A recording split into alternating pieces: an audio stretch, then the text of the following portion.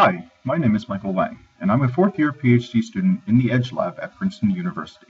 Today I'd like to talk a little bit about HetNets, Controlling Radio Access Technology Association, an ongoing research project done in collaboration with Intel Labs. The main goal of this project is to answer the following question: how should my smartphone or mobile device choose the best access network to connect to at any given time, given the restriction of connecting to at most one network at a time? Often, mobile devices are able to connect to a multitude of radio access technologies, or RATs, such as 3G, LTE, and Wi-Fi. But given various constraints, such as the number of radios on the device and power consumption for the different technologies, the user wishes to limit the device to connecting to one RAT at a time. This problem is not a simple one. There are many questions that need to be answered for practical implementation for RAT selection. Questions such as, where should the RAT selection decision be made, at the base station or at the end user? How should the decision be made, in the simplest local manner or in some collaborative manner for better network performance? What metrics should be used to characterize RAT quality, and how can they be obtained? How can noisy inferences be mitigated? And finally, how can other radio access technologies, some of which are still in the developmental pipeline, be integrated into such a RAT selection scheme? The first two questions of where the decision should be made and how should it be made are captured in the choice between what entity should have control over the RAT selection algorithm. The basic centralized model, not displayed here, simply has the eNode B or base station dictate to each user when and which RAT to associate with. This has some advantages, such as allowing the system to reach a Pareto-optimal state. However, the resulting solution may not satisfy individual users, as it may cause users to lose out on potential personal gains if they are restricted from changing RATs. In addition, any centralized algorithm simply cannot scale. This type of technique requires that all users transmit all local statistics such as preferences and observed RSSI values to the controller in a regular fashion, which is untenable for networks with a large number of users. Instead, we focus on two alternative approaches: fully distributed control and hybrid control.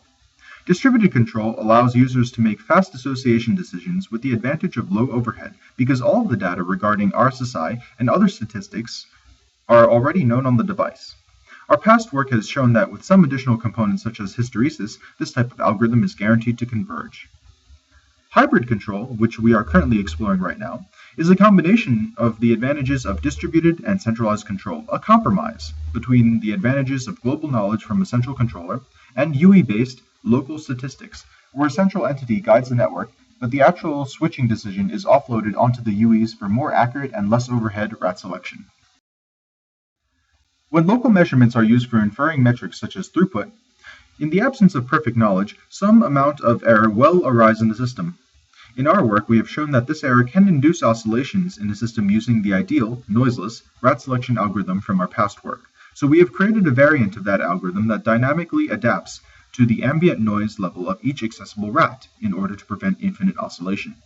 The general intuition here is that we introduce adaptive noise threshold parameters which adapt to the perceived noise levels, eventually increasing such that the ambient noise levels are no longer able to incorrectly sway throughput measurements to induce an incorrect RAT association.